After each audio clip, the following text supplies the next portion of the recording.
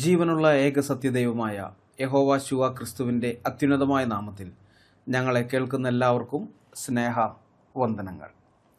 കഴിഞ്ഞ ദിവസം കേരളത്തിൽ നടന്നൊരു സംഭവം നിങ്ങൾ അറിഞ്ഞു കാണുമെന്ന് ഞാൻ വിചാരിക്കുന്നു. പത്തനാപുരം പിടവൂർ സത്യൻമുക്കിൽ പെന്തക്കോസ്ത് വിശ്വാസികളായ ഒരു കുടുംബം താമസിക്കുന്ന വീടിൻ്റെ മതിലിൽ വർഷങ്ങളായി എഴുതിയിരുന്ന ബൈബിൾ വചനത്തിലെ വിഗ്രഹാരാധികൾ എന്ന വാക്കിനെതിരെ പ്രതിഷേധവുമായി BJP തലവൂർ പഞ്ചായത്ത് വാർഡ് മെമ്പറുടെ നേതൃത്വത്തിൽ ഹിന്ദു സംഘടനാ പ്രവർത്തകർ രംഗത്തെത്തുകയും പോലീസ് കാവലിൽ ആ വാക്ക് സ്പ്രേ പെയിൻറ് ഉപയോഗിച്ച് മായ്ച്ചു കളയുകയും ചെയ്ത സംഭവത്തെക്കുറിച്ചാണ് ഞാൻ പറയുന്നത്. ആ ബൈബിൾ വചനത്തിലെ വിഗ്രഹാരാധികൾ എന്ന വാക്ക് ഹിന്ദുക്കളുടെ മതവികാരത്തെ വല്ലാതെ വ്രണപ്പെടുത്തിയത്രേ. കുറച്ച് ദിവസങ്ങളായി സംഖ്യകളുടെ സോഷ്യൽ മീഡിയ ഹാൻഡിലുകൾ ഈ വിഷയം ചർച്ചയാക്കുന്നുണ്ടായിരുന്നു. ദുർനടപ്പുകാർ, വ്യഭിചാരികൾ, സ്വയംഭോഗികൾ, പുരുഷകാമികൾ, കള്ളന്മാർ, അത്യാഗ്രഹികൾ തുടങ്ങിയ വാക്കുകളോടൊപ്പം വിഗ്രഹാരാധികൾ എന്നുകൂടി എഴുതി വച്ചിരിക്കുന്നത് ഞങ്ങളെ അപമാനിക്കുന്നതിന് തുല്യമാണ്. ഇത് മായ്ക്കുന്നിടം വരെ നടപടികളുമായി മുന്നോട്ടു പോകും എന്നാണ് സംഘികൾ പറഞ്ഞത്. വിഗ്രഹാരാധന ദൈവരാജ്യത്തിനെതിരാണെന്ന് പറയുന്നത് വലിയൊരു അപരാധമായി, ക്രമസമാധാന പ്രശ്നമായിട്ടാണ് ഇന്ന് ഇന്ത്യയിൽ ചിത്രീകരിക്കപ്പെടുന്നത്, കേരളത്തിലടക്കം.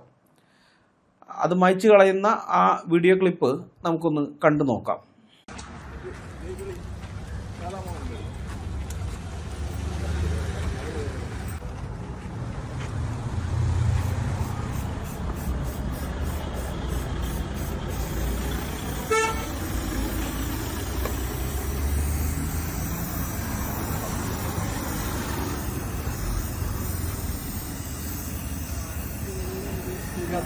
സമ്മതിക്കാനൊന്നുമില്ല, വാക്കിനകത്താണ്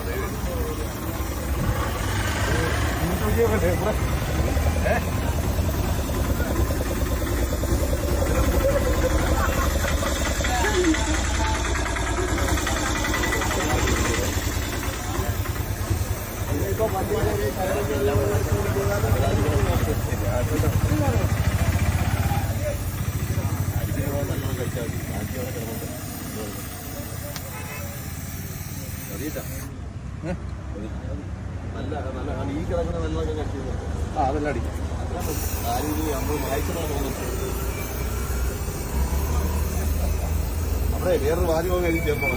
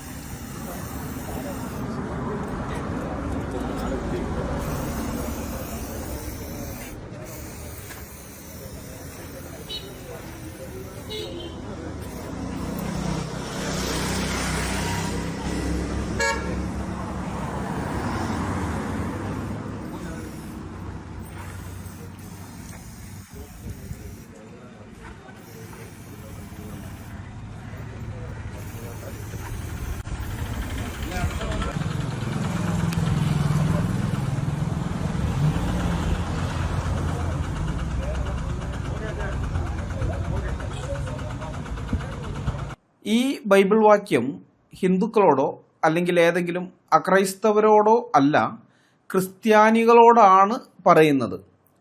കൊരിന്ത് സഭയിലുള്ള വിശ്വാസികൾക്കിടയിലുണ്ടായ പ്രശ്നങ്ങൾ തീർക്കാൻ വേണ്ടിയാണ് പൗലോസ് അപ്പോസ്തലൻ അവർക്ക് ലേഖനങ്ങൾ എഴുതുന്നത്. അവിടെ ചിലർ മറ്റു ചിലരോട്, അതായത് അവിടെ കൊരിന്തിലുള്ള ക്രിസ്ത്യാനികളായ ചിലർ അതേ സഭയിലുള്ള മറ്റു ചിലരോട് അന്യായം ചെയ്തതറിഞ്ഞപ്പോൾ അതിനെ വിമർശിച്ചുകൊണ്ടാണ് അദ്ദേഹം ഈ ഭാഗം എഴുതുന്നത്. 1 കൊരിന്ത്യർ 6-ാം അധ്യായത്തിൻ്റെ 8 മുതൽ 10 വരെയുള്ള വാക്യങ്ങൾ ഞാൻ വായിക്കാം. നിങ്ങൾ അന്യായം ചെയ്യുകയും നഷ്ടം വരുത്തുകയും ചെയ്യുന്നു, അതും സഹോദരന്മാർക്ക് തന്നെ. അന്യായം ചെയ്യുന്നവർ ദൈവരാജ്യം അവകാശമാക്കുകയില്ല എന്ന് അറിയുന്നില്ലയോ? നിങ്ങളെ തന്നെ വഞ്ചിക്കാതിരിപ്പിൻ. ദുർനടപ്പുകാർ, വിഗ്രഹാരാധികൾ, വ്യഭിചാരികൾ, സ്വയഭോഗികൾ, പുരുഷകാമികൾ, കള്ളന്മാർ, അത്യാഗ്രഹികൾ, മദ്യപന്മാർ, വാവിഷ്ഠാണക്കാർ, പിടിച്ചുപറിക്കാർ എന്നിവർ ദൈവരാജ്യം അവകാശമാക്കുകയില്ല 1 കൊരിന്ത്യർ 6 അധ്യായത്തിൻ്റെ 8 മുതൽ 10 വരെ. ഈ പറയുന്നത് ഈ കൊരിന്തിലുള്ള വിഗ്രഹാരാധികളോടല്ല, കൊരിന്ത് സഭയിലുള്ള ക്രിസ്ത്യാനികളോടാണ്, വിശ്വാസികളോടാണ്.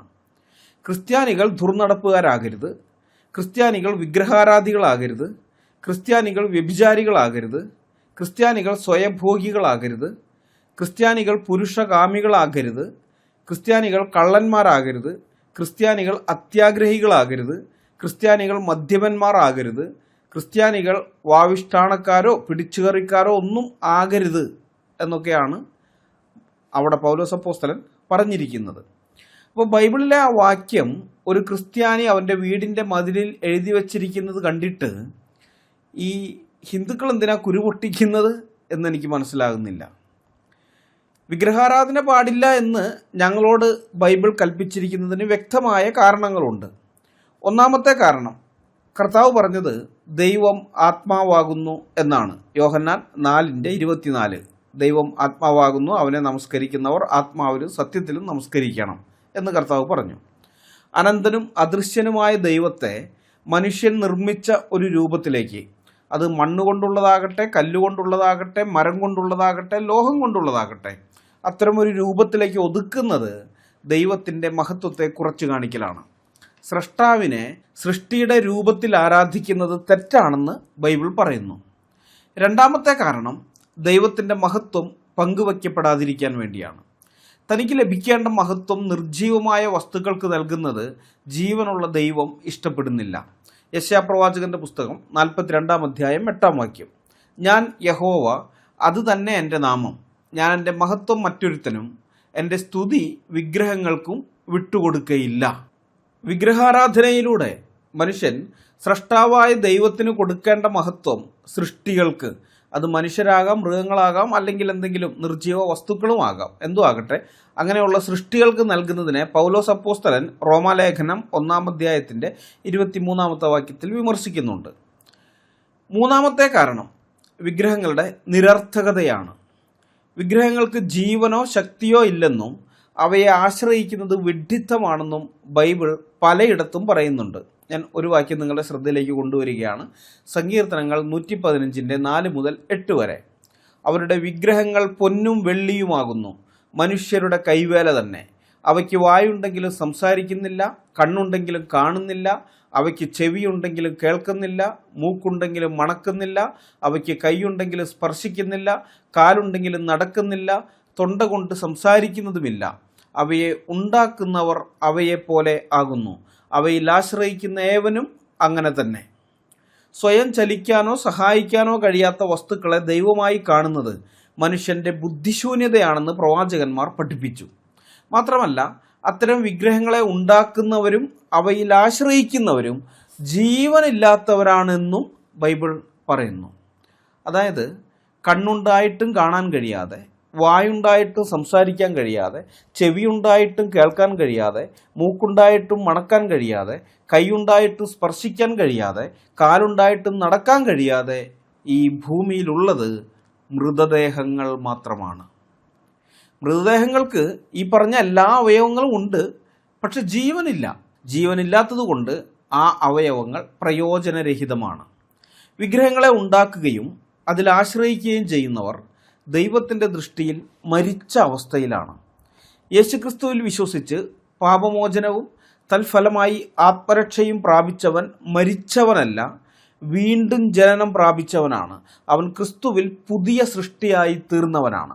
അതുകൊണ്ട് തന്നെ അവന് വിഗ്രഹങ്ങളിൽ ആശ്രയിച്ച് നിർജീവാവസ്ഥയിലേക്ക് തിരിച്ചു പോകേണ്ട കാര്യമില്ല. മനസ്സിലായോ? വിഗ്രഹങ്ങളെ ആരാധിക്കാതിരിക്കാൻ വേണ്ടിയുള്ള നാലാമത്തെ കാരണം ആത്മീയ അവിശ്വസ്തതയാണ്. പഴയ നിയമത്തിൽ ദൈവവും ഇസ്രായേൽ ജനവും തമ്മിലുള്ള ബന്ധത്തെ ഭാര്യ-ഭർതൃ ബന്ധത്തോടാണ് ബൈബിൾ ഉപമിച്ചിരിക്കുന്നത്. പുതിയ നിയമത്തിൽ ക്രിസ്തുവും സഭയും തമ്മിലുള്ള ബന്ധത്തെ മണവാളനും മണവാട്ടിയും തമ്മിലുള്ള ബന്ധത്തോടും ഉപമിച്ചിട്ടുണ്ട്. ജീവനുള്ള ദൈവത്തെ വിട്ട് നിർജീവങ്ങളായ വിഗ്രഹങ്ങളെ ആരാധിക്കുന്നത് ഒരു ഭാര്യ ഭർത്താവിനെ വഞ്ചിക്കുന്നത് പോലെ ആത്മീയ വ്യഭിചാരമാണെന്ന് പ്രവാചകന്മാർ വിശേഷിപ്പിച്ചു. ഇത് ദൈവവുമായുള്ള ഉടമ്പടിയുടെ ലംഘനമാണ്. അതുകൊണ്ട് ക്രിസ്ത്യാനികൾ വിഗ്രഹാരാധന നടത്താൻ പാടില്ല. അഞ്ചാമത്തെ കാരണം, പുതിയ നിയമത്തിലെ വീക്ഷണമാണ്. അതായത് ഹൃദയത്തിലെ വിഗ്രഹങ്ങൾ. പുതിയ നിയമത്തിൽ വിഗ്രഹാരാധന എന്ന് പറയുന്നത് കേവലം പ്രതിമകളെ ആരാധിക്കുന്നത് മാത്രമല്ല, ദൈവത്തെക്കാൾ ഉപരിയായി ഒരു ക്രിസ്ത്യാനി എന്തിനെയെങ്കിലും സ്നേഹിക്കുകയോ അതിലാശ്രയിക്കുകയോ ചെയ്യുന്നുണ്ടെങ്കിൽ അതും വിഗ്രഹാരാധനയാണ് എന്നാണ് പുതിയ നിയമം പഠിപ്പിക്കുന്നത്. കൊലോസ്യ ലേഖനം 3-ാം അധ്യായം 5-6 വാക്യങ്ങൾ. ആകയാൽ ദുർനടപ്പ്, അശുദ്ധി, അതിരാഗം, ദുർമോഹം, വിഗ്രഹാരാധനയായ അത്യാഗ്രഹം, ഇങ്ങനെ ഭൂമിയിലുള്ള നിങ്ങളുടെ അവയവങ്ങളെ മരിപ്പിപ്പിൻ. ഈ വക നിമിത്തം ദൈവകോപം അനുസരണം കെട്ടവരുടെ മേൽ വരുന്നു.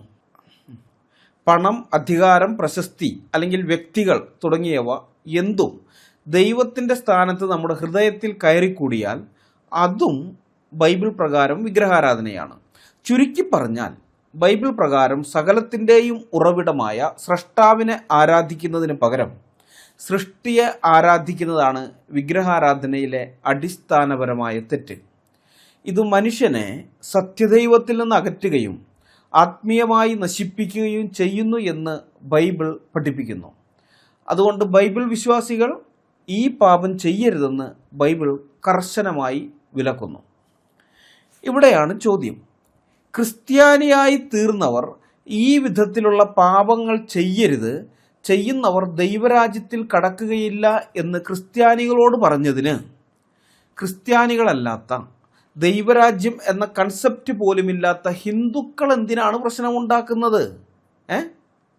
ആ ചോദ്യത്തിനുള്ള ഉത്തരം അന്വേഷിച്ചെത്തുമ്പോൾ നമുക്ക് മനസ്സിലാകും ഇത് സംഘികളുടെ വെറുമൊരു ടെസ്റ്റ് ഡോസ് മാത്രമാണ് എന്നുള്ള കാര്യം. ക്രിസ്ത്യാനികൾ തങ്ങളുടെ മതിലുകളിൽ ഈ ബൈബിൾ വാക്യങ്ങൾ എഴുതി വയ്ക്കാൻ തുടങ്ങിയത് ഇന്നോ ഇന്നലെയോ അല്ല. ഇവിടെയുള്ള സകല ഹിന്ദുക്കളും അത് വായിക്കുന്നുണ്ടായിരുന്നു. അവർക്കാർക്കും അത് വായിച്ചിട്ട് കുരു പൊട്ടിയിരുന്നതുമില്ല. എന്നാൽ ഇപ്പോൾ കുരു പൊട്ടിയതിന് വ്യക്തമായ ഗൂഢലക്ഷ്യമുണ്ട്. ക്രിസ്ത്യാനികൾക്കെതിരായ അതിക്രമങ്ങൾ ഉത്തരേന്ത്യയിൽ സർവ്വസാധാരണമായി തീർന്നത് നമുക്കെല്ലാവർക്കും അറിയാവുന്നതാണ്. അത്തരം അതിക്രമങ്ങൾ ഉത്തരേന്ത്യയിൽ നിന്ന് ദക്ഷിണേന്ത്യയിലേക്കും വ്യാപിപ്പിക്കാൻ സംഘികൾ പദ്ധതിയിടുന്നുണ്ട്. ഏതെങ്കിലും സഭയിലെ ക്രിസ്ത്യാനികളെ നേരിട്ട് അറ്റാക്ക് ചെയ്യുന്നത് കേരളത്തിൽ വിപരീത ഫലമുളവാക്കുമോ എന്ന ഭയവും സംഘപരിവാർ നേതൃത്വത്തിനുണ്ട്.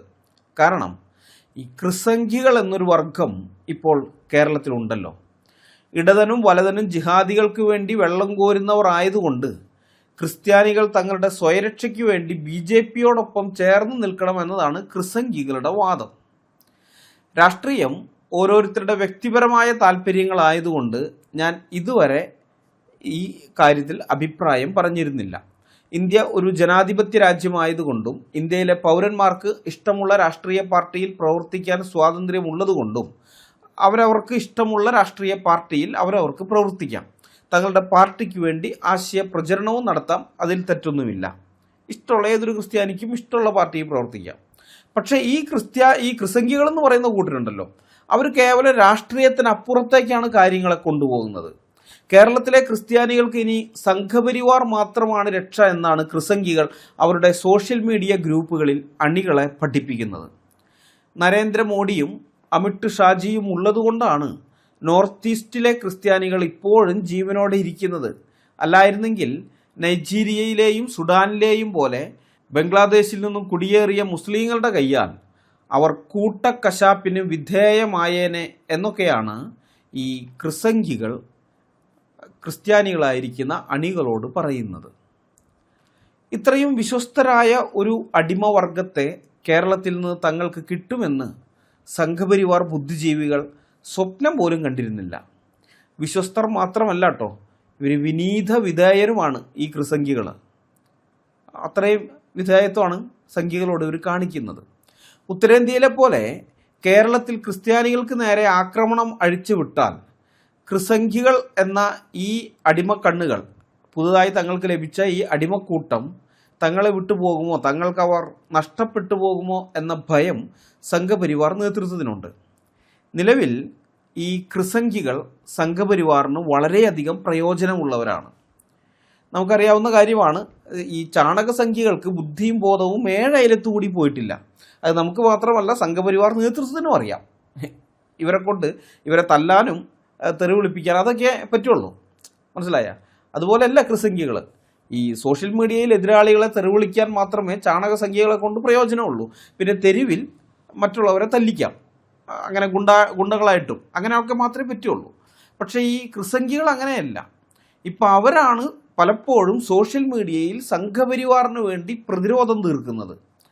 ഫേസ്ബുക്ക് പോസ്റ്റുകളുടെയും യൂട്യൂബ് വീഡിയോകളുടെയും കമൻറ്റ് ബോക്സുകളിൽ ചാണകസംഖ്യകൾക്ക് വാരി വിതറാൻ വേണ്ടിയുള്ള ക്യാപ്സൂളുകൾ നിർമ്മിച്ച് വിതരണം ചെയ്യുന്നത് ഈ ക്രിസംഖികളിലെ ബുദ്ധിജീവികളാണ്. അങ്ങനെയുള്ള ഒരു അടിമക്കൂട്ടത്തെ നഷ്ടപ്പെടുത്താൻ കേരളത്തിലെ സംഘപരിവാർ നേതൃത്വത്തിന് താല്പര്യമില്ല. അതുകൊണ്ട് അവർ ഒരു ടെസ്റ്റ് ഡോസ് കൊടുത്തു നോക്കിയതാണ്. ക്രിസ്ത്യാനികളെ കായികമായി ആക്രമിക്കുന്നതിന് പകരം ബൈബിൾ വചനത്തിനെതിരെ ആക്രമണം നടത്തിയാൽ ക്രിസംഖികൾ എങ്ങനെയായിരിക്കും അതിനോട് പ്രതികരിക്കുക, അതിനെ നോക്കിക്കാണുക എന്നവർക്ക് അറിയണമായിരുന്നു. അതിനുവേണ്ടിയാണ് അവരിത് ചെയ്തത്. സംഘപരിവാറിൻ്റെ വിനീത വിധേയരായ ഈ അടിമക്കണ്ണുകൾ ഇപ്രാവശ്യവും സംഖ്യകളോടൊപ്പം ഉറച്ചു നിൽക്കുകയാണ് ചെയ്തത്. കാണ്ഡമായിട്ടാണ് ക്രിസംഖികൾ വിഗ്രഹാരാധനയെ ന്യായീകരിച്ചുകൊണ്ട് സോഷ്യൽ മീഡിയയിൽ എഴുതി തള്ളുന്നത്. അല്ലെങ്കിൽ വിഗ്രഹാരാധന എന്നെഴുതിയിരിക്കുന്ന ഭാഗം മായ്ച്ചു കളഞ്ഞ സംഖ്യകളെ ന്യായീകരിച്ചുകൊണ്ട്, അങ്ങനെയും പറയാം. ഞാൻ സാമ്പിളിന് ചിലതൊക്കെ കാണിക്കാം. ജേക്കബ് ജോൺ എന്ന ക്രിസംഖിയുടെ കമൻ്റാണ് നിങ്ങൾ ഈ കാണുന്നത്. ഈ ജേക്കബ് ജോൺ ക്രിസംഖി പറയുന്നത് ഹിന്ദുക്കൾ മാത്രമല്ല കത്തോലിക്ക, ഓർത്തഡോക്സ്, യാക്കോബായ വിഭാഗങ്ങളും വിഗ്രഹാരാധന നടത്തുന്നുണ്ട്. വിഗ്രഹാരാധികൾ എന്നത് മറ്റു പല ക്രിസ്തുമതങ്ങളെപ്പോലും അവഹേളിക്കുന്നത്. വിഗ്രഹാരാധികൾ എന്നതിനോട് ചേർത്തെഴുതിയിരിക്കുന്ന കാര്യങ്ങൾ വിഗ്രഹാരാധനയെ അതിനീചമായി ചിത്രീകരിക്കുന്നത് വളരെ തെറ്റായ കാര്യം. ദേശീയ സംസ്കാരത്തെ അധിക്ഷേപിക്കുന്ന ഒന്നും ഇനി വെച്ചു പൊറുപ്പിക്കരുത് എന്നാണ് ഈ ജേക്കബ് ജോൺ ക്രിസംഖി പറയുന്നത്. ഈ ക്രിസംഖി, ജേക്കബ് ജോൺ ക്രിസംഖി, ഒരു 1.5 മുതലാണ്. ആ ചങ്ങാതിയുടെ പ്രൊഫൈലിൽ ഇട്ടിരിക്കുന്ന ഒരു പോസ്റ്റാണ് നിങ്ങൾ ഈ കാണുന്നത്. കറ തീർന്ന സംഖ്യയാണല്ലേ എന്ന ഒരു ചോദ്യത്തിന് ജേക്കബ് ജോൺ ക്രിസംഖി പറയുന്ന മറുപടി അതെ എന്ന് മാത്രമല്ല വേറെ ചില കാര്യങ്ങൾ കൂടി പറയുന്നുണ്ട്. എന്തൊക്കെയാണ്? ഒരു വിദേശ വേരുകളും ഇല്ല, വിദേശികൾ സ്ഥാപിച്ച ഒരു രാഷ്ട്രീയ പാർട്ടിയിലും അംഗമല്ല, വിദേശികൾ സ്ഥാപിച്ച ഒരു മതത്തിലും അംഗമല്ല, ഒരു വിദേശി സംസ്കാരവും അപ്പാടെ പിന്തുടരുന്നില്ല, സ്വന്തം സംസ്കാരം നശിപ്പിക്കാതെ നല്ല കാര്യങ്ങൾ ഉൾക്കൊള്ളും, കാലത്തിനൊത്ത് മാറും. അപ്പം ഇത് കണ്ടപ്പോൾ ഞാൻ വിചാരിച്ചത് ഇവൻ ക്രിസംഖി ആയിരിക്കാൻ സാധ്യതയില്ല, നിരീശ്വരവാദിയാണ്, നിരീശ്വരവാദി സംഖി. ഇപ്പോൾ സി രവീന്ദ്രൻ്റെ ടീമിൽപ്പെട്ട ഏതെങ്കിലും നാസ്തിക മോർച്ചക്കാരനായിരിക്കും എന്നാണ് ഞാൻ വിചാരിച്ചത്. പക്ഷേ തൊട്ട് താഴെയുള്ള പോസ്റ്റ് കണ്ടപ്പോഴാണ് ഇവൻ ക്രിസംഖിയാണെന്ന് മനസ്സിലായത്. ആ പോസ്റ്റ് ഇങ്ങനെയാണ്: ഞങ്ങൾ ക്രിസ്ത്യാനികൾ ലോകം മുഴുവൻ മുസ്ലിങ്ങളാൽ കൊല്ലപ്പെടുന്ന തിരക്കിലാണ്, ഹിന്ദുക്കളും ജൂതരും അതെ, അതുകൊണ്ട് യേശു ഉണ്ടോ ഇല്ലയോ എന്നൊക്കെ പിന്നെ ആലോചിക്കാം. അപ്പോൾ ഈ പോസ്റ്റ് വായിച്ചപ്പോഴാണ് ഇവൻ നാസ്തിക മോർച്ചക്കാരനല്ല, ക്രിസംഖിയാണെന്ന് മനസ്സിലായത്. കാരണം ഞങ്ങൾ ക്രിസ്ത്യാനികളാണ് എന്നവൻ പറയുന്നുണ്ട്. ഇവനൊക്കെ മലിഞ്ഞിലിൻ്റെ സ്വഭാവമാണ്. തല കാണിക്കേണ്ടിടത്ത് തലയും വാല് കാണിക്കേണ്ടിടത്ത് വാലും കാണിക്കാൻ ഈ ക്രിസംഖികൾക്ക് കൃത്യമായി തന്നെ അറിയാം. ഒരിടത്ത് പറയും ഞാൻ വിദേശികൾ സ്ഥാപിച്ച ഒരു മതത്തിലും അംഗമല്ല, ഒരു വിദേശി സംസ്കാരവും പിന്തുടരുന്നില്ല എന്ന്. അടുത്ത സ്ഥലത്ത് പറയും ഞാൻ ക്രിസ്ത്യാനിയാണെന്ന്. ഇവൻ്റെയൊക്കെ വിചാരം ക്രിസ്തു ഈ ഭാരതത്തിൽ ജനിച്ചു വളർന്ന ആളാണെന്നാണ്. അപ്പം ഇത്തരം ക്രിസംഖികളുടെ മുന്നിൽ ഇസ്കരിയാത്തോ യൂദ പോലും എത്രയോ മാന്യനാണെന്ന് പറയാതിരിക്കാൻ നിർവാഹമില്ല. യൂദാസൊക്കെ എത്രയോ മാന്യനാണ്. ഇനി ഇത് ഐസക് മണ്ണൂർ എന്ന ക്രിസംഖി പറയുന്നത് ഈ കുറ പൊന്തികൾ അന്തസ്സോടെ ജീവിക്കുന്ന മറ്റ് ക്രിസ്ത്യാനികൾക്കും അപമാനമാണ് എന്നാണ്.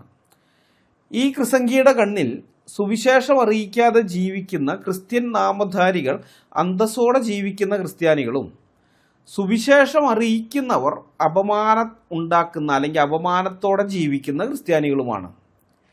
വാസ്തവത്തിൽ സംഖ്യകൾക്ക് കുടപിടിക്കുന്ന ഇവനെപ്പോലെയുള്ള ക്രിസംഖികളാണ് അന്തസ്സുള്ള ക്രിസ്ത്യാനികൾക്ക് അപമാനമെന്ന് സുബോധമുള്ള എല്ലാവർക്കും അറിയാം. ഇത് മാത്യു ഫിലിപ്പ് തര്യൻ എന്ന ക്രിസംഖി ചോദിക്കുന്നത് സമാധാനമായി ജീവിക്കുന്ന ജനങ്ങളുടെ ഇടയിൽ എന്തിന് അസമാധാനത്തിൻ്റെ വിത്തുകൾ വിതയ്ക്കുന്നു എന്നാണ്. ഈ ക്രിസംഖിയുടെ കണ്ണിൽ ദൈവവചനം മതിലിൽ എഴുതി വയ്ക്കുന്നത് സമൂഹത്തിൽ അസമാധാനത്തിൻ്റെ വിത്ത് വിതയ്ക്കലാണ്. തോമസ് ജോർജ് എന്ന ഈ ക്രിസംഗിയെപ്പോലെ ഒരടിമയെ ഞാൻ അപൂർവമായേ വേറെ കണ്ടിട്ടുള്ളൂ. തെരുവിൽ സുവിശേഷം പറയുന്നത് ഈ തോമസ് ജോർജ് ക്രിസംഗിയുടെ കണ്ണിൽ ചെറ്റത്തരം കാട്ടലാണ്. മനസ്സിലായോ? തെരുവിൽ സുവിശേഷം പറയുന്നുണ്ടല്ലോ, അതൊക്കെ ഇവൻ പറയുന്നത് അത് ചെറ്റത്തരം കാട്ടലാണെന്ന്. ഇത് വേറൊരു ക്രിസംഗി, ജോൺ പൗവത്തിക്കുന്നിൽ എന്നാണ് പേര്. കാണ്ഡമായിട്ടാണ് ഈ ക്രിസംഗി ന്യായീകരണവുമായി വന്നത്. അതിലെ കമൻറ്റ് ബോക്സിൽ ക്രിസംഗികളുടെ തള്ളു കാണണം. RSS ഉള്ളതുകൊണ്ടാണ് ക്രിസ്ത്യാനികൾക്ക് ഈ നാട്ടിൽ സമാധാനമുള്ളത്, അല്ലെങ്കിൽ നൈജീരിയയിലെ പോലെ തലയില്ലാതെ നടക്കുമായിരുന്നു എന്നാണ് റോണ വർഗീസ് എന്ന ക്രിസംഗി തള്ളിയത്. വേറൊരു ക്രിസംഗി വന്നിട്ട് പറയുന്നത്, ഇത് പെന്തക്കോസ്തുകാർ എഴുതിയതാണെങ്കിൽ അത് ഹിന്ദുക്കൾക്കെതിരെയല്ല, ഞങ്ങൾ കത്തോലിക്കർക്കെതിരെയാകുമെന്നാണ്. ദൈവവചനം കത്തോലിക്കർക്കെതിരെയാണെന്നാണ് ഈ ക്രിസംഗി പറയുന്നത്. കത്തോലിക്കരെ ഇതിനേക്കാൾ കൂടുതൽ എങ്ങനെ അപമാനിക്കാനാണ്? ദൈവവചനമാണോ എഴുതി വച്ചിരിക്കുന്നത്? എങ്കിലത് കത്തോലിക്കർക്കെതിരായിട്ടായിരിക്കും എന്ന് പറഞ്ഞാൽ എന്തർത്ഥം? കത്തോലിക്കർ ദൈവവചനത്തിനെതിരായിട്ടാണ് നിൽക്കുന്നത്, അതുകൊണ്ടാണ് ദൈവവചനം കത്തോലിക്കർക്കെതിരായിട്ട് വരുന്നത്. അതാ പറയുന്നത്. അപ്പം ഈ വിധത്തിൽ കത്തോലിക്കരെ പെന്തക്കോസ്തുകാർ പോലും അപമാനിക്കാറുണ്ട് എന്നെനിക്ക് തോന്നുന്നില്ല. ഇതിനിടയിൽ സാജൻ ജോസ് എന്ന ക്രിസംഗി എന്നെ ജിഹാദിയാക്കി. സംഘികൾക്കെതിരെയുള്ള എൻ്റെ പോസ്റ്റുകൾ കണ്ടപ്പോൾ ഈ സാജൻ ക്രിസംഗിക്ക് മനസ്സിലായത്ര ഞാൻ ജിഹാദിയാണെന്ന്. ക്രിസംഗികളുടെ പല വാട്സാപ്പ് ഗ്രൂപ്പുകളിലും എന്നെ ആരൊക്കെയോ കൊണ്ടുപോയി ചേർത്തിട്ടുണ്ട്. അവിടെയുള്ള ക്രിസംഗികൾ എന്നോട് പറയുന്നത് ഞാൻ ജിഹാദികളുടെ ഈന്തപ്പഴത്തിലും ഫ്ലൈറ്റ് ടിക്കറ്റിലും വീണുപോയവനാണെന്നാണ്. എന്നോട് പറഞ്ഞതാ. ഇത് ഈ പാൽക്കുപ്പികളല്ല, പുതുതായിട്ട് സോഷ്യൽ മീഡിയ വന്ന പാൽക്കുപ്പികളല്ല ഈ പറയുന്നത്. ഒരു കാലത്ത് എന്നെയൊക്കെ വിളിച്ച് ക്ലാസ് എടുപ്പിച്ചിട്ടുള്ള ആൾക്കാരാണ്. ഇസ്ലാമിനെ കുറിച്ച് പഠിക്കണമെന്ന് പറഞ്ഞ് എന്നെ കൊണ്ട് ക്ലാസ് എടുപ്പിച്ചിട്ടുള്ള ആൾക്കാരാണ് ഇപ്പോൾ പറയുന്നത്. സംഘികൾക്കെതിരെ ഞാൻ സംസാരിക്കുന്നത് കണ്ടപ്പോൾ എന്നെ ജിഹാദി അജണ്ടാക്കി മാറ്റിയിരിക്കുകയാണ്.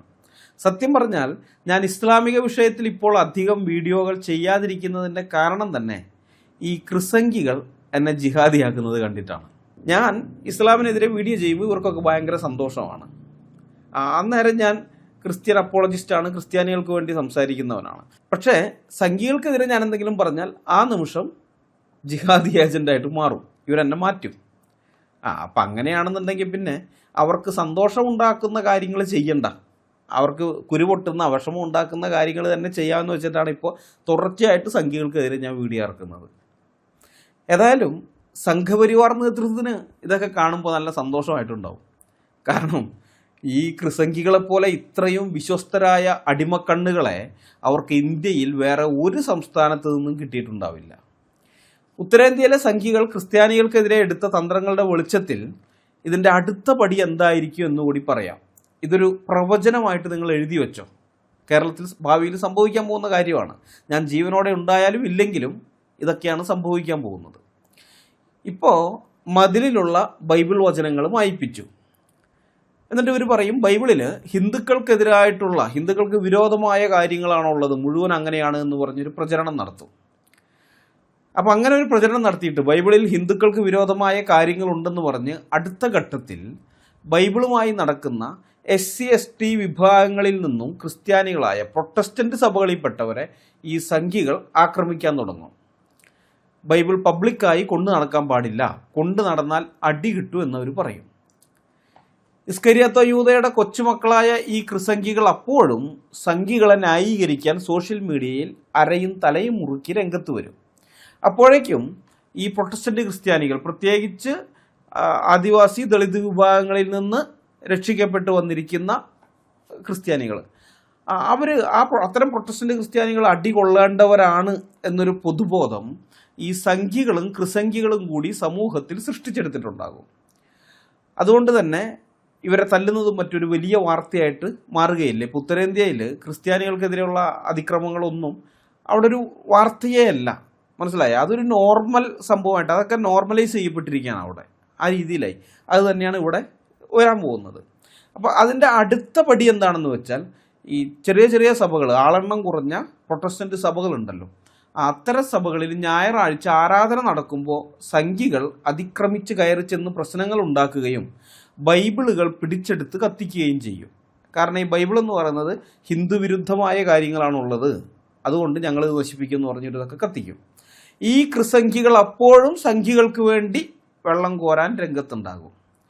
ഇതിൻ്റെയൊക്കെ അവസാനത്തിൽ ഈ സംഖികൾ കൃസംഖികളെ ഇല്ലാതാക്കാൻ നോക്കുമ്പോൾ മാത്രമേ കൃസംഖികൾക്ക് കാര്യം തിരിയുകയുള്ളൂ.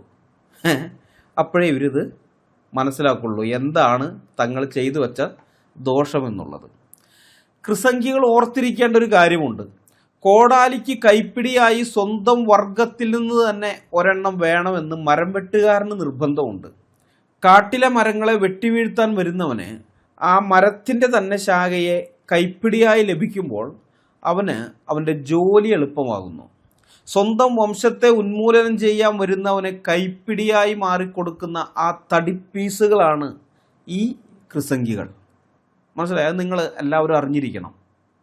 ഉത്തരേന്ത്യയിൽ ക്രിസ്ത്യാനികൾ വേട്ടയാടപ്പെടുമ്പോൾ അവർക്കത് കിട്ടേണ്ടതാണെന്ന് പറഞ്ഞ് അവരെ തള്ളിപ്പറയുന്ന ഈ കൃസംഖികൾ ഒരു കാര്യം മനസ്സിലാക്കുന്നത് നന്നായിരിക്കും.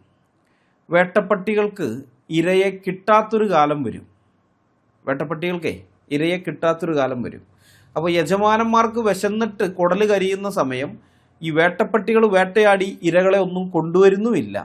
അങ്ങനെയുള്ള സമയത്ത് യജമാനൻ എന്താ ചെയ്യാന്നറിയോ?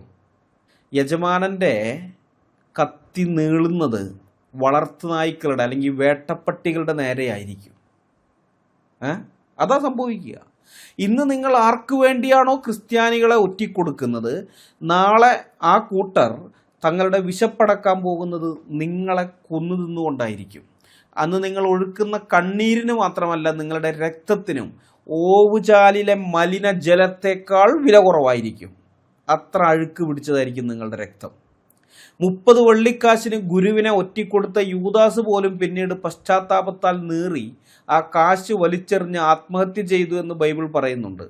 എന്നാൽ സ്വന്തം സമുദായത്തെയും വിശ്വാസത്തെയും രാഷ്ട്രീയ ലാഭത്തിനു വേണ്ടി, ഭൗതികമായ സുഖസൗകര്യങ്ങൾക്ക് വേണ്ടി, സ്വാർത്ഥ നേട്ടങ്ങൾക്ക് വേണ്ടി വിറ്റുതുലയ്ക്കുന്ന നിങ്ങൾ യൂദാസിനേക്കാൾ അധപ്പതിച്ച ജന്മങ്ങളാണ് കൃസംഖികളെ. അതാണ് നിങ്ങൾ. കാരണം യൂദാസിന് കുറ്റബോധമെങ്കിലും ഉണ്ടായിരുന്നു, നിങ്ങൾക്ക് അതുപോലുമില്ല. ഭാവിയിൽ ഇന്ത്യയിലെ ക്രിസ്ത്യൻ സഭാചരിത്രം എഴുതപ്പെടുമ്പോൾ അതിൽ രക്തസാക്ഷികളുടെ പേരുകൾക്കൊപ്പം സുവർണ ലിപികളിൽ എഴുതപ്പെടുന്ന ഒരു കൂട്ടം വിശ്വാസികൾ ഉണ്ടാകും. എന്നാൽ അതേ ചരിത്രത്തിൻ്റെ ഇരുണ്ട താളുകളിൽ സ്വന്തം സഹോദരങ്ങളെ കുരുതി കൊടുക്കാൻ കൂട്ടുനിന്ന സമുദായ വഞ്ചകർ എന്ന തലക്കെട്ടിന് താഴെയായിരിക്കും കൃസംഖികളായ നിങ്ങളുടെ സ്ഥാനം.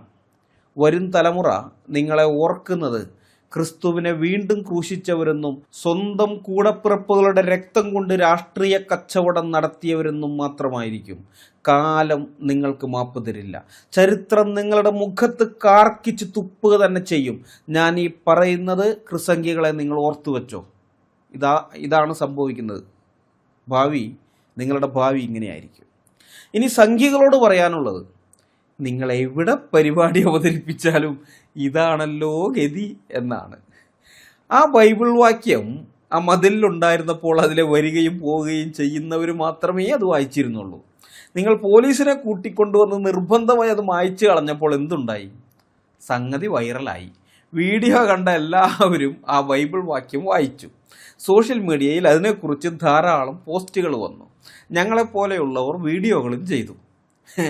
നിങ്ങൾ ആ വാക്യം ആളുകളുടെ കണ്ണിൽ നിന്നും മറയ്ക്കണമെന്ന് ആഗ്രഹിച്ചു. ദൈവം അത് ലോകം മുഴുവനും പ്രചരിപ്പിച്ചു. നിങ്ങളെടുത്ത വീഡിയോകളിലൂടെ തന്നെ നിങ്ങളുടെ വീഡിയോയിലൂടെ തന്നെ ദൈവം അത് ലോകം മുഴുവൻ പ്രചരിപ്പിച്ചു. ബൈബിളിലെ ഒരു വാക്യത്തിൻ്റെ കാര്യമല്ല ഞാൻ പറഞ്ഞത്, ബൈബിളിലെ ഒരു വാക്യത്തിലെ ഒരു വാക്കിന് പോലും ഇത്രയ്ക്ക് ശക്തിയുണ്ടെന്ന് ആ വാക്ക് മതിലിൽ നിന്ന് മായ്ച്ചവർ ചിന്തിച്ചിട്ടുണ്ടാവില്ല. എന്നാലും ഇതെന്തൊരു ഗതികെട്ട ജീവിതമാണ് സംഘികളെ നിങ്ങളുടേത്. ഇതെന്തൊരു ഗതികെട്ട ജീവിതം, സഹതാപം തോന്നുന്നു. വാസ്തവത്തിൽ സംഘികളെ, നിങ്ങൾക്ക് നാണക്കേട് തോന്നേണ്ടത് ബൈബിൾ വാക്യങ്ങളിലല്ല, നിങ്ങളുടെയൊക്കെ ക്ഷേത്രങ്ങളിൽ കൊത്തിവെച്ചിട്ടുള്ള ആഭാസകരമായ നഗ്ന രതിശില്പങ്ങളില്ലേ, ആ രതിശില്പങ്ങളിലാണ് നിങ്ങൾക്ക് നാണക്കേട് തോന്നേണ്ടത്.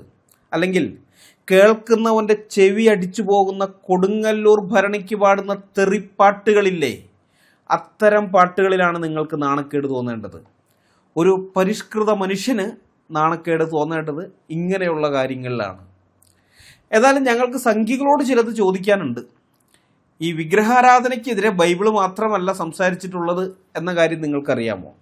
നിങ്ങളുടെ പുണ്യഗ്രന്ഥമായ ശ്രീമദ് ഭാഗവതത്തിൽ പറയുന്നത് വിഗ്രഹങ്ങളെ ആരാധിക്കുന്നവൻ മൃഗങ്ങളിൽ കഴുതയ്ക്ക് തുല്യനാകുന്നു എന്നല്ലേ? ശ്രീമദ് ഭാഗവതം ദശമസ്കന്ധം അധ്യായം 84 ശ്ലോകം 13.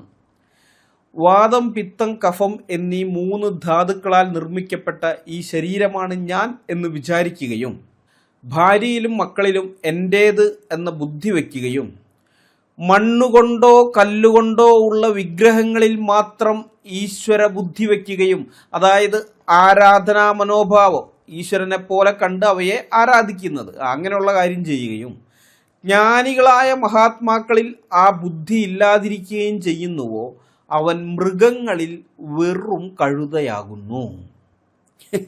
ശ്രീമദ് ഭാഗവതത്തിൽ പറഞ്ഞിരിക്കുന്നതാണ്. വിഗ്രഹാരാധന ചെയ്യുന്ന നീയൊക്കെ വെറും കഴുതയാണെന്ന് പറഞ്ഞ ശ്രീമദ് ഭാഗവതം നിനക്ക് കത്തിക്കണ്ടേ സംഗി? വേണ്ടേ? അതെന്താ നീ അത് കത്തിക്കാത്തത്? വിഗ്രഹാരാധന തെറ്റാണെന്ന് ബൈബിളിൽ പറഞ്ഞാൽ മാത്രമേ നിനക്ക് പ്രശ്നമുള്ളൂ. ശ്രീമദ് ഭാഗവതത്തിൽ അതിനേക്കാൾ കടുത്ത ഭാഷയിൽ പറഞ്ഞിരിക്കുന്ന നിനക്ക് പ്രശ്നമേ അല്ല അല്ലേ? അത് നിനക്കൊരു വിഷയമേ അല്ല. ഈ ഇരട്ടത്താപ്പുമായി നടക്കാൻ നാണമില്ലേ സംഗീ നിനക്ക്? ഇനി ഇത് മാത്രമല്ല, ഈ കേരളത്തിൻ്റെ മണ്ണിൽ ജീവിച്ചിരുന്ന ഹൈന്ദവ നവോത്ഥാന നായകനും ആത്മീയ ആചാര്യനുമായിരുന്ന ശ്രീ ബ്രഹ്മാനന്ദ ശിവയോഗി തൻ്റെ വിഗ്രഹാരാധനാ ഖണ്ഡനം എന്ന കൃതിയിൽ വിഗ്രഹാരാധന എന്ന മണ്ടത്തരത്തെക്കുറിച്ച് എന്താണ് പറഞ്ഞതെന്ന് നിങ്ങൾ എപ്പോഴെങ്കിലും വായിച്ചു നോക്കിയിട്ടുണ്ടോ സംഘികളെ? ബൈബിൾ വചനം കണ്ട് വികാരം വ്രണപ്പെട്ടവർ ബ്രഹ്മാനന്ദ ശിവയോഗിയുടെ വാക്കുകൾ കേട്ടാൽ ഒരുപക്ഷെ ആലത്തൂരിലെ അദ്ദേഹത്തിൻ്റെ സിദ്ധാശ്രമം തന്നെ കത്തിച്ചു കളയാൻ ആഹ്വാനം ചെയ്തേനെ. കാരണം വിഗ്രഹാരാധന കൊണ്ട് ഇഹലോക സുഖമോ പരലോക സുഖമോ മോക്ഷമോ ഇല്ലെന്നും അത് മനുഷ്യനെ അധപ്പതിപ്പിക്കുകയേ ഉള്ളൂ എന്നും അദ്ദേഹം തെളിവ് സഹിതം ആ പുസ്തകത്തിൽ സമർത്ഥിച്ചിട്ടുണ്ട്. അപ്പോൾ ഇവിടെയാണ് ഞങ്ങളുടെ ചോദ്യം. വിഗ്രഹാരാധന തട്ടിപ്പാണെന്നും അത് ഗുണം ചെയ്യില്ലെന്നും സ്വന്തം ആചാര്യനായ ശിവയോഗി പറയുമ്പോൾ അദ്ദേഹം മഹർഷിയും എന്നാൽ അതേ കാര്യം ബൈബിൾ പറയുമ്പോൾ ക്രിസ്ത്യാനികൾ തെറ്റുകാരാകുന്നതും എങ്ങനെയാണ് സംഘികളെ? ശിവയോഗി പറഞ്ഞാൽ അത് നവോത്ഥാനം, ക്രിസ്ത്യാനി പറഞ്ഞാൽ അത് മതനിന്ദ. ഇതെന്ത് ഇരട്ടത്താപ്പാണ് സംഘികളെ? ബ്രഹ്മാനന്ദ ശിവയോഗി 1929 അന്തരിക്കുന്നത്. അതിനും വർഷങ്ങൾക്ക് മുമ്പേ എഴുതിയതാണ് വിഗ്രഹാരാധനാ ഖണ്ഡനം. ഈ കൃതിയിൽ ബ്രഹ്മാനന്ദ ശിവയോഗി ഉന്നയിച്ച അതിശക്തമായ വാദങ്ങളിൽ ചിലത് ഞാൻ നിങ്ങളുടെ മുമ്പാകെ അവതരിപ്പിക്കാം. വിഗ്രഹാരാധനയ്ക്കെതിരെ ഇത്രയും ശക്തമായ വാക്കുകൾ പ്രൊട്ടസ്റ്റന്റ് ക്രിസ്ത്യാനികളിൽ നിന്ന് പോലും ഞാൻ കേട്ടിട്ടില്ല. ആ കൃതി തുടങ്ങുന്നത് ഇങ്ങനെയാണ്: ഹേ ആനന്ദകാംക്ഷികളെ, വിഗ്രഹാരാധന കൊണ്ട് ഇഹലോക സുഖവുമില്ല, പരലോക സുഖവും മോക്ഷവുമില്ല. നോക്കുവിൻ, അനേകായിരം കൊല്ലമായി അനേകായിരം ഉറുപ്പിക ചെലവ് ചെയ്ത് ക്ഷേത്രം കെട്ടി വിഗ്രഹാരാധന ചെയ്തും വരുന്ന ഹിന്ദു രാജാക്കന്മാരുടെ മുമ്പുള്ള രാജാധിപത്യം പോയി മുഹമ്മദീയ രാജാക്കന്മാരുടെ കീഴിൽ വളരെ കാലം ദുഃഖിച്ചു കഴിച്ചുകൂട്ടി. ഇപ്പോൾ ആംഗ്ലേയ ചക്രവർത്തിയുടെ കീഴിലാകുന്നു ബ്രാഹ്മണർ. ബിംബാരാധനയെ വിട്ടും കൊണ്ട് ഇംഗ്ലീഷ് പഠിച്ച് പാസ്സായി വക്കീൽ, മുൻസിഫ്, സബ് ജഡ്ജി, ഹൈക്കോർട്ട് ജഡ്ജി എന്നിങ്ങനെ ഓരോ അധികാരം ഭരിച്ചിട്ടും കൃഷി ചെയ്തിട്ടും കച്ചവടം ചെയ്തിട്ടും മറ്റു പല വ്യാപാരങ്ങൾ ചെയ്തിട്ടും പണവും പൂജ്യതയും സമ്പാദിച്ചു തുടങ്ങി. ബ്രാഹ്മണരിലാണ് ഇന്ന് അധികം ഉദ്യോഗസ്ഥന്മാർ. നായരിലും മറ്റ് ജാതിയിലും ഇത്ര ഉദ്യോഗസ്ഥന്മാർ ഇല്ല. വിഗ്രഹാരാധന കൊണ്ട് സമ്പൽ പുഷ്ടി ഉണ്ടാകുമെങ്കിൽ ബ്രാഹ്മണർ അത് വിട്ട് നാനാ വ്യാപാരങ്ങൾക്ക് പോകയില്ല. ബ്രഹ്മാനന്ദ ശിവയോഗിയുടെ വിഗ്രഹാരാധനാ ഖണ്ഡനം, പേജ് 1. ബ്രഹ്മാനന്ദ ശിവയോഗിയുടെ ഈ വാദം നമുക്കൊന്ന് വിശകലനം ചെയ്ത് നോക്കാം. ഒന്നാമത്തേത്, ചരിത്രപരമായ പരാജയം എന്ന തെളിവാണ് അദ്ദേഹം മുന്നോട്ട് വയ്ക്കുന്നത്. ബ്രഹ്മാനന്ദ ശിവയോഗി ഇവിടെ ചൂണ്ടിക്കാണിക്കുന്നത് ചരിത്രപരമായ ഒരു പച്ച പരമാർത്ഥമാണ്. ദേവപ്രീതിക്കും രാജ്യരക്ഷയ്ക്കും വേണ്ടി അനേകായിരം കോടികൾ മുടക്കി ക്ഷേത്രങ്ങൾ പണിത ഹൈന്ദവ രാജാക്കന്മാർക്ക് പക്ഷേ വിദേശികളായ മുഹമ്മദീയരുടെയോ ബ്രിട്ടീഷുകാരുടെയോ അധിനിവേശത്തെ തടുക്കാൻ ആ വിഗ്രഹങ്ങളിലൂടെ സാധിച്ചില്ല എന്ന വിരോധാഭാസമാണ് അദ്ദേഹം തുറന്നു കാട്ടുന്നത്. വിഗ്രഹങ്ങൾക്ക് ശക്തിയുണ്ടായിരുന്നെങ്കിൽ സ്വന്തം ഭക്തരായ രാജാക്കന്മാരെയും രാജ്യത്തെയും അത് സംരക്ഷിക്കണമായിരുന്നു. എന്നാൽ സംഭവിച്ചത് മറിച്ചാണ്. വിഗ്രഹങ്ങളെ മാത്രം ആശ്രയിച്ചവർ പരാജയപ്പെടുകയും അടിമകളാവുകയും ചെയ്തു എന്നത് വിഗ്രഹാരാധനയുടെ നിരർത്ഥകതയ്ക്ക് ചരിത്രം നൽകുന്ന ഏറ്റവും വലിയ തെളിവാണ് എന്ന് ശ്രീ ബ്രഹ്മാനന്ദ ശിവയോഗി സമർപ്പിക്കുന്നു. രണ്ടാമത്തെ കാര്യം അദ്ദേഹം അതിൽ നിന്ന് സ്ഥാപിക്കുന്നത് പുരോഹിത വർഗത്തിൻ്റെ പ്രായോഗിക ബുദ്ധിയാണ്, അഥവാ ബ്രാഹ്മണരുടെ പ്രായോഗിക ബുദ്ധിയാണ്.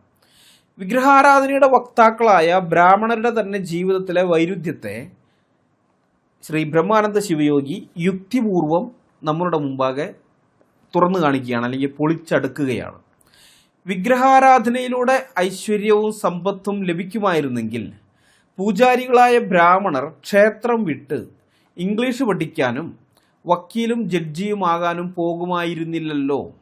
പൂജയേക്കാൾ ഫലം ചെയ്യുന്നത് ലൗകിക വിദ്യാഭ്യാസവും ജോലിയുമാണെന്ന് ബ്രാഹ്മണർക്ക് തന്നെ ബോധ്യമായതുകൊണ്ടാണ് അവർ അത്തരം മേഖലകളിലേക്ക് തിരിഞ്ഞതും ഉന്നത വിജയം നേടിയതും.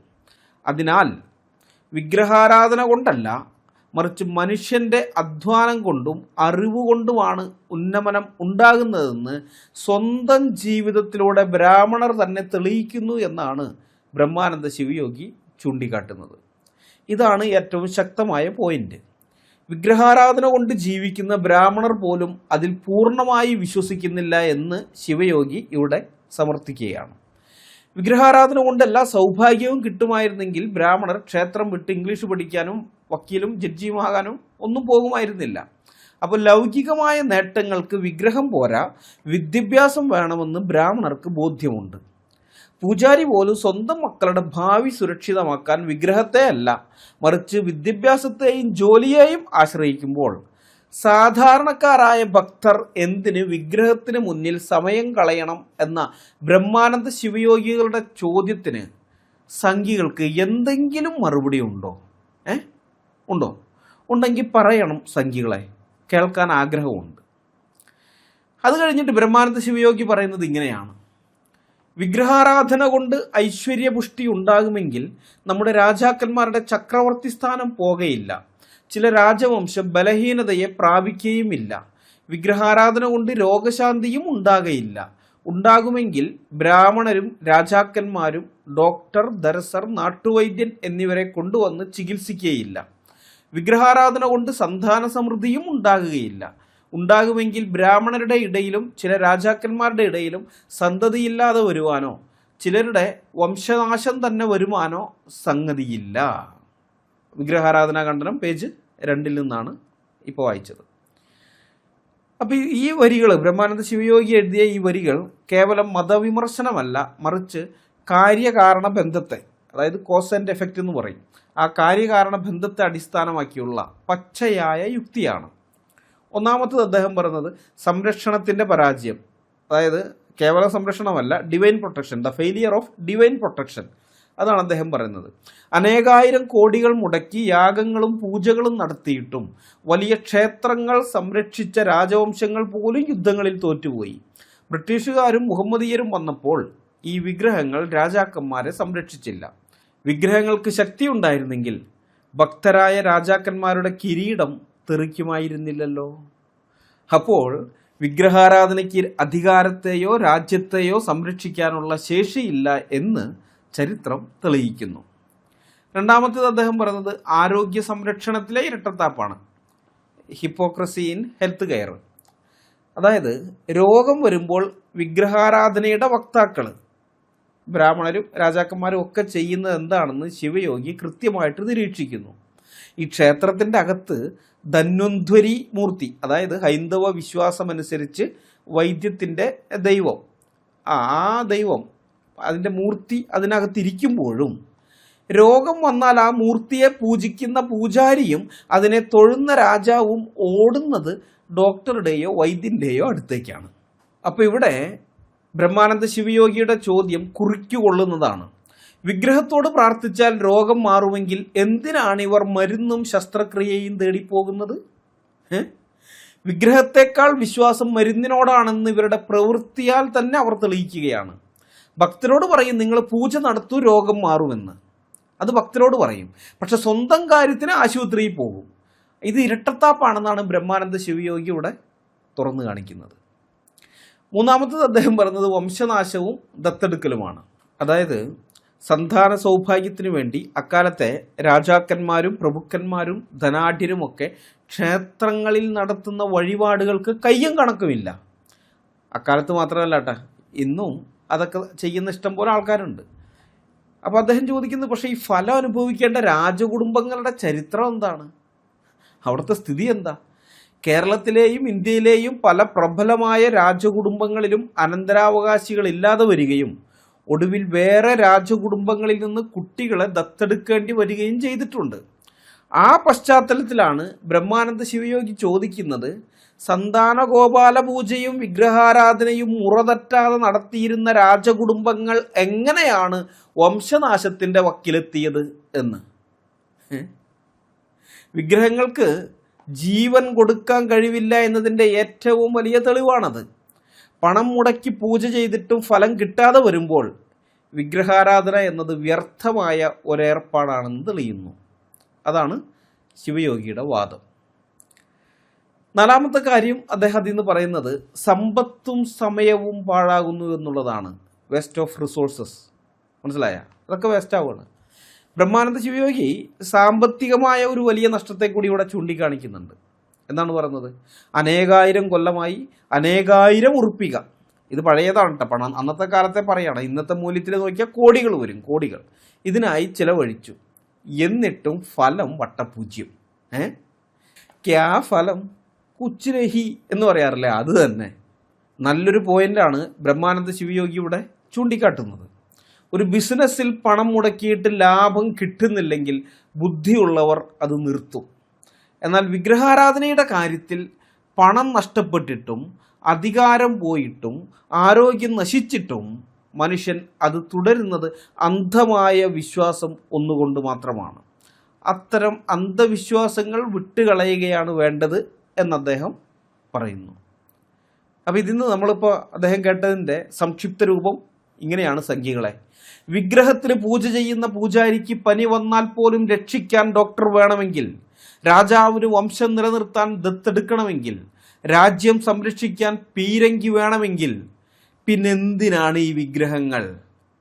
സ്വന്തം ഭക്തർക്ക് പോലും ഉപകാരപ്പെടാത്ത, പണവും സമയവും നഷ്ടപ്പെടുത്തുന്ന ഈ ഏർപ്പാട് നിർത്താൻ സമയമായി എന്ന് ബ്രഹ്മാനന്ദ ശിവയോഗി പറഞ്ഞത് എത്ര അർത്ഥവത്താണ്.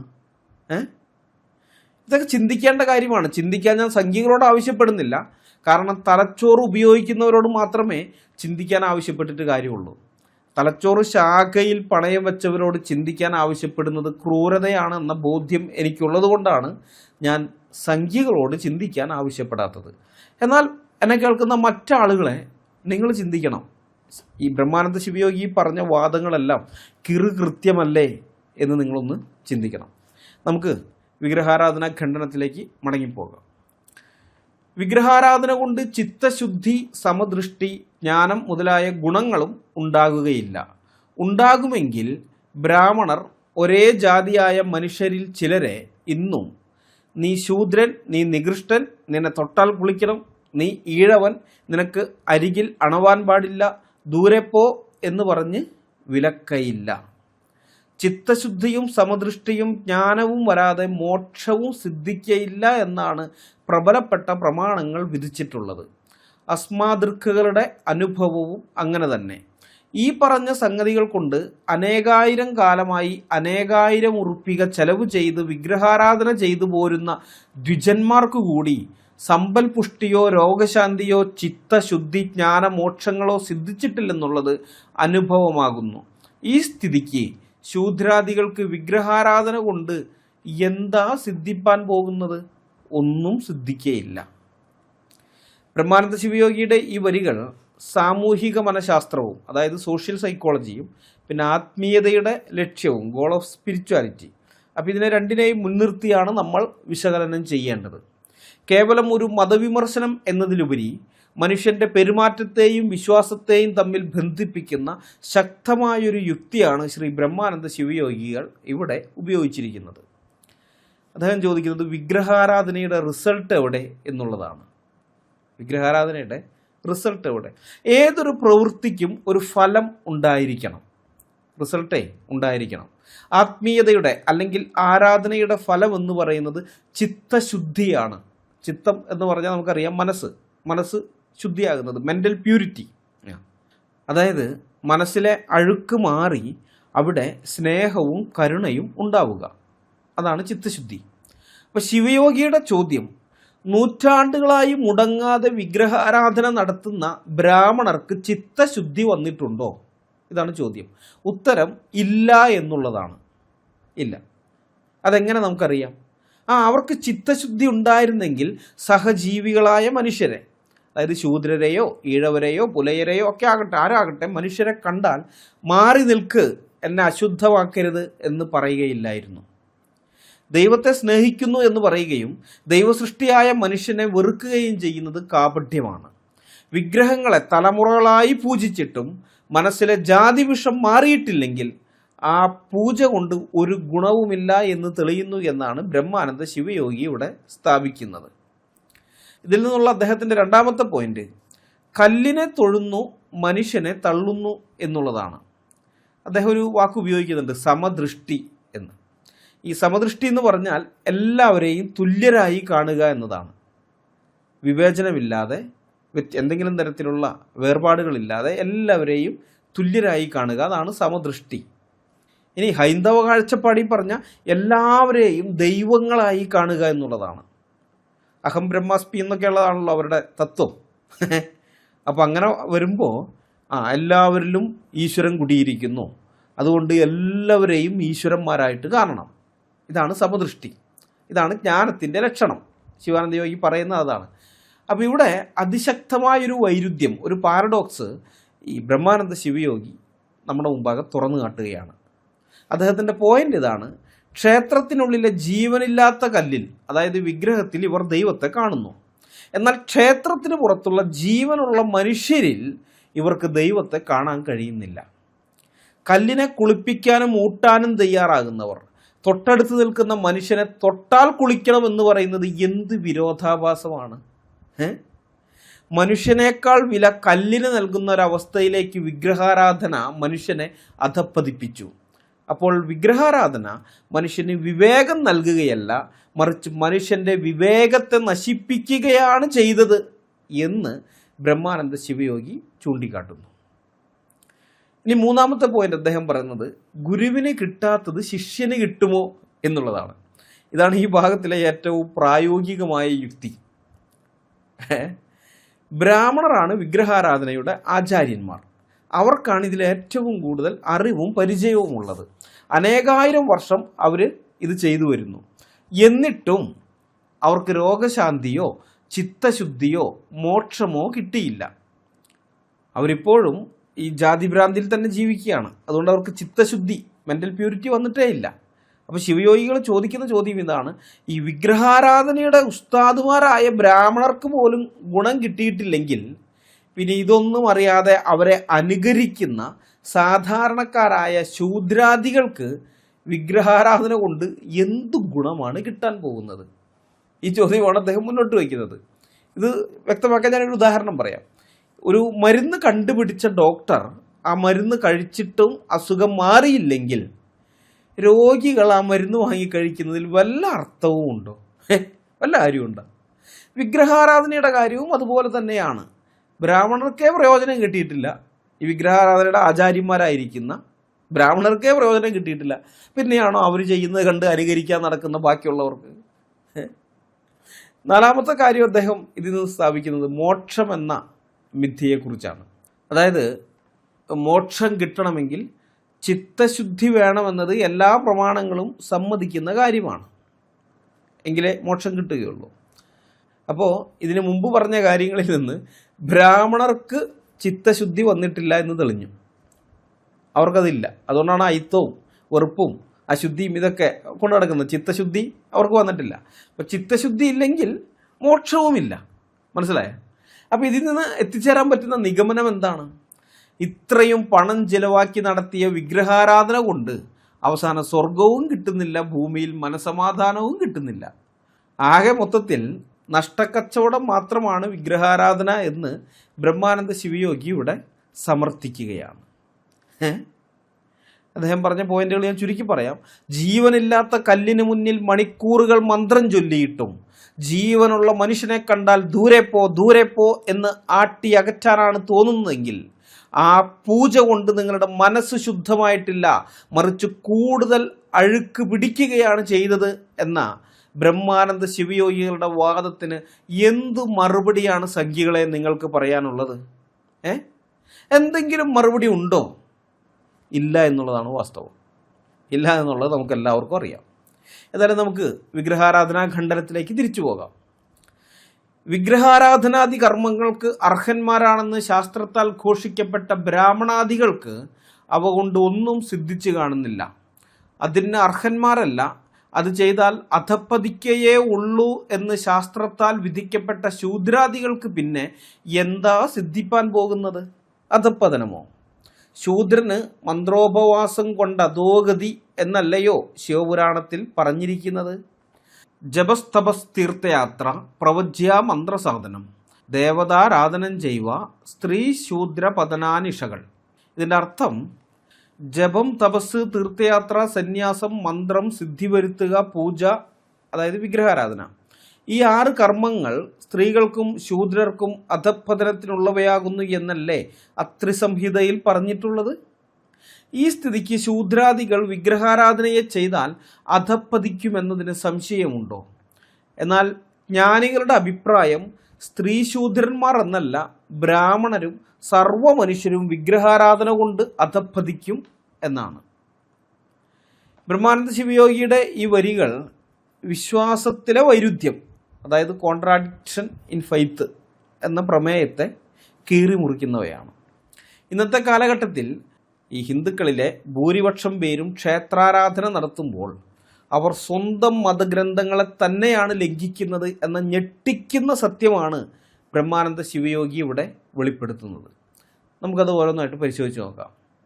ഒന്നാമത്തെ അദ്ദേഹത്തിൻ്റെ പോയിന്റ്, യോഗ്യതയുള്ളവർ തോറ്റെടുത്ത് അയോഗ്യർ ജയിക്കുമോ എന്നുള്ളതാണ്. ഇവിടെ ബ്രഹ്മാനന്ദ ശിവയോഗി ലളിതമായ ഒരു താരതമ്യം നടത്തുകയാണ്. ഹൈന്ദവ ദൈവശാസ്ത്ര പ്രകാരം വിഗ്രഹാരാധനയ്ക്ക് ലൈസൻസ് ഉള്ളത് അല്ലെങ്കിൽ അർഹതയുള്ളത് ബ്രാഹ്മണർക്കാണ്.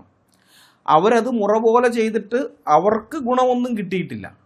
നേരത്തെ പറഞ്ഞ പോലെ രാജാധികാരം പോയി, മുഹമ്മദിയർക്കും ബ്രിട്ടീഷുകാർക്കും അവർ അടിമകളായിട്ട് മാറി, പിന്നെ ചിത്തശുദ്ധി വന്നിട്ടൊന്നുമില്ല. അപ്പോൾ ചോദ്യം ഇതാണ്, അർഹതപ്പെട്ടവർ ചെയ്തിട്ട് ഫലമില്ലെങ്കിൽ അർഹതയില്ലാത്തവർ അല്ലെങ്കിൽ അയോഗ്യർ എന്ന് ഈ ഹൈന്ദവ ദൈവശാസ്ത്രം വിധിച്ച ശൂദ്രരും സ്ത്രീകളും ചെയ്താൽ എന്ത് ഫലമുണ്ടാകാനാണ്? ഒരു ഫലവും ഉണ്ടാകുകയില്ല. നേരത്തെ പറഞ്ഞ പോലെ തന്നെ ക്യാ ഫലം കുച്ച് നഹി. ഉദാഹരണത്തിന് ഇപ്പോൾ നീന്തൽ വശമുള്ളവന് പോലും നീന്തി കടക്കാൻ പറ്റാത്ത ജലാശയത്തിലേക്ക് നീന്തൽ അറിയാത്തവൻ എടുത്തു ചാടിയാൽ എന്ത് സംഭവിക്കും? അവൻ മുങ്ങിപ്പോകും, അവൻ മുങ്ങി താണ് ചത്തുപോകും. അതേ സംഭവിക്കുകയുള്ളൂ.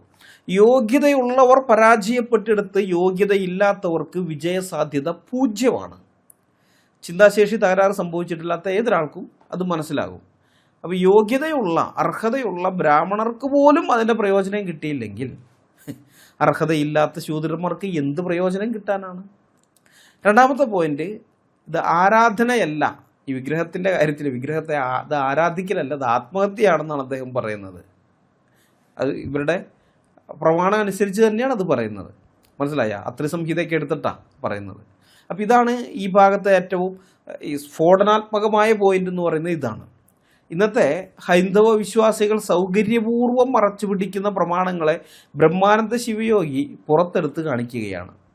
ശിവപുരാണവും അത്രിസംഹിതയും പോലുള്ള പ്രമാണങ്ങൾ പറയുന്നത് ശൂദ്രനും സ്ത്രീയും പൂജ, ജപം, തപസ് എന്നിവ ചെയ്താൽ പുണ്യമല്ല, മറിച്ച് അധോഗതി ഉണ്ടാകുമെന്നാണ്.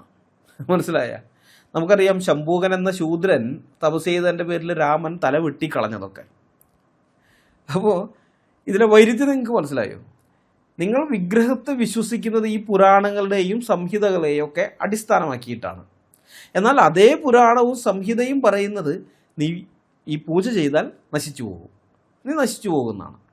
അപ്പോൾ ഹൈന്ദവ ദൈവശാസ്ത്രം സത്യമാണെങ്കിൽ ഇന്ന് ക്ഷേത്രത്തിൽ പോകുന്ന എല്ലാ ശൂദ്രരും അവർക്ക് താഴെയുള്ളവരും സ്ത്രീകളും ഒക്കെ ചെയ്യുന്നത്, അല്ലെങ്കിൽ ബ്രാഹ്മണർ ഒഴികെ ബാക്കിയുള്ള എല്ലാവരും, ശൂദ്രരെന്ന് മാത്രമല്ല ക്ഷത്രിയരും വൈശ്യരും അടക്കമുള്ള എല്ലാവരും, പിന്നെ സ്ത്രീകൾ, അത് ബ്രാഹ്മണ സ്ത്രീകളടക്കം എല്ലാ സ്ത്രീകളും ചെയ്യുന്നത് പുണ്യപ്രവൃത്തിയല്ല, മറിച്ച് സ്വന്തം നാശത്തിനുള്ള വഴിയാണ് അവർ വെട്ടുന്നത്. ഇനിയിപ്പോൾ ആ ദൈവശാസ്ത്രം കള്ളമാണെങ്കിൽ, ആ പറഞ്ഞിരിക്കുന്നത് സത്യമല്ല, അത് കള്ളമാണെങ്കിൽ പിന്നെ എന്തിനാണ് ക്ഷേത്രത്തിൽ പോകുന്നത്?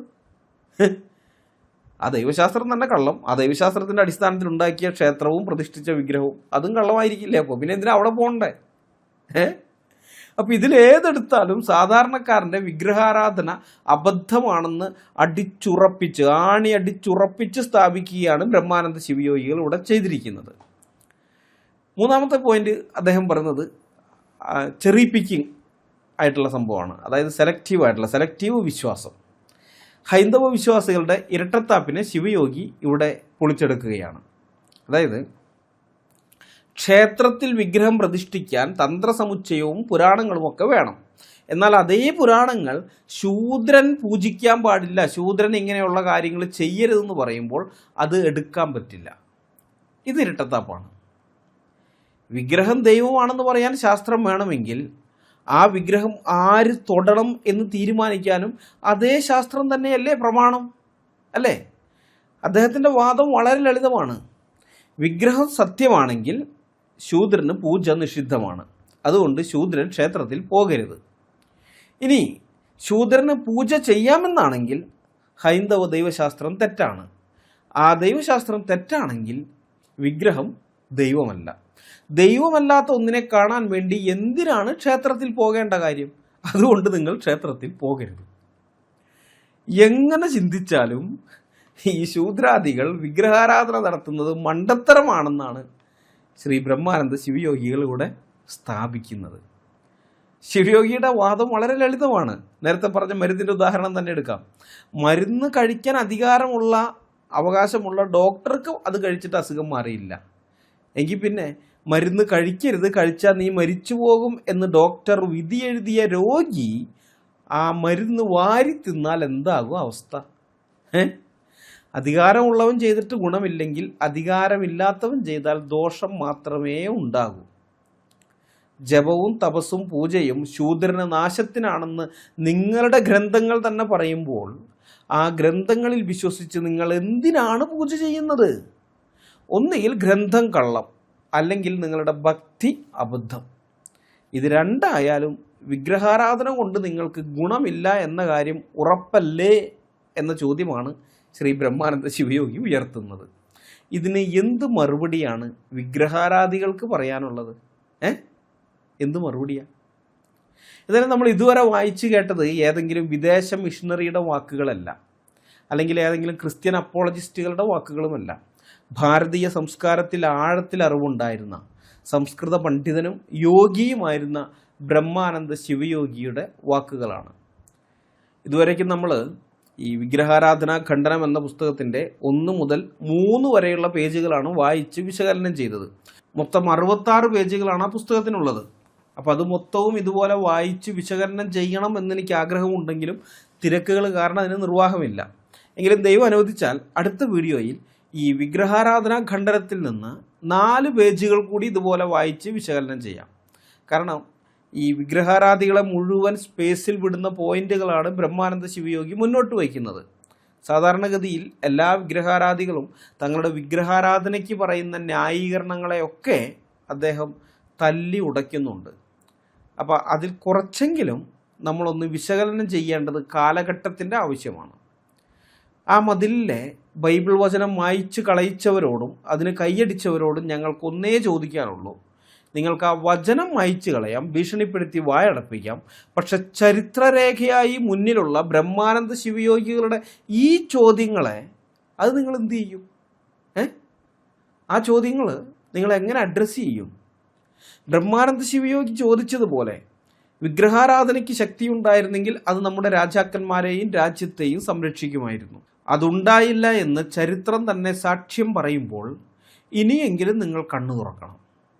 യോഗ്യതയുള്ളവർ എന്ന് നിങ്ങൾ കരുതുന്ന ബ്രാഹ്മണർക്ക് പോലും ഗുണം ചെയ്യാത്ത ഈ വിഗ്രഹാരാധന അയോഗ്യർ എന്ന് നിങ്ങളുടെ ശാസ്ത്രം തന്നെ വിധിച്ച ശൂദ്രാദികൾക്ക് എന്ത് നേട്ടമാണ് ഉണ്ടാക്കാൻ പോകുന്നത്? സംഖ്യകളെ, ബൈബിളിലെ വചനം കാണുമ്പോൾ കുരുപൊട്ടുന്ന നിങ്ങൾ സ്വന്തം ആചാര്യരായ ശിവയോഗിയുടെ ഈ ചോദ്യങ്ങൾക്ക് മുമ്പിൽ ഉത്തരം മുട്ടി നിൽക്കാതെ മറുപടി പറയൂ. ആ മറുപടി ഞങ്ങൾക്ക് കേൾക്കാൻ ആഗ്രഹമുണ്ട്. അതുകൊണ്ടാണ് മറുപടി പറയാൻ പറയുന്നത്. സത്യം പറയുന്നവരെ നിങ്ങൾക്ക് ഭീഷണിപ്പെടുത്തി നിശബ്ദരാക്കാം. പക്ഷെ സത്യത്തെ എന്നേക്കുമായി കുഴിച്ചു മൂടാൻ കഴിയില്ല. നിങ്ങൾ എങ്ങനെയൊക്കെ കുഴിച്ചു മൂടിയാലും ശരി, 3-ാം ദിവസം സത്യം ഉയർത്തെഴുന്നേറ്റ് വരും. മനസ്സിലായ? ബൈബിൾ പറഞ്ഞാലും ശിവയോഗി പറഞ്ഞാലും വിഗ്രഹാരാധന മനുഷ്യനെ അധപ്പതിപ്പിക്കുകയേ ഉള്ളൂ എന്നത് മാറ്റമില്ലാത്ത സത്യമാണ്. ആ സത്യം തിരിച്ചറിയാനുള്ള വിവേകം എല്ലാവർക്കും ഉണ്ടാകട്ടെ. ബ്രഹ്മാനന്ദ ശിവയോഗികൾ നിങ്ങളോട് പറഞ്ഞത് തന്നെയാണ് ഞങ്ങൾക്കും പറയാനുള്ളത്.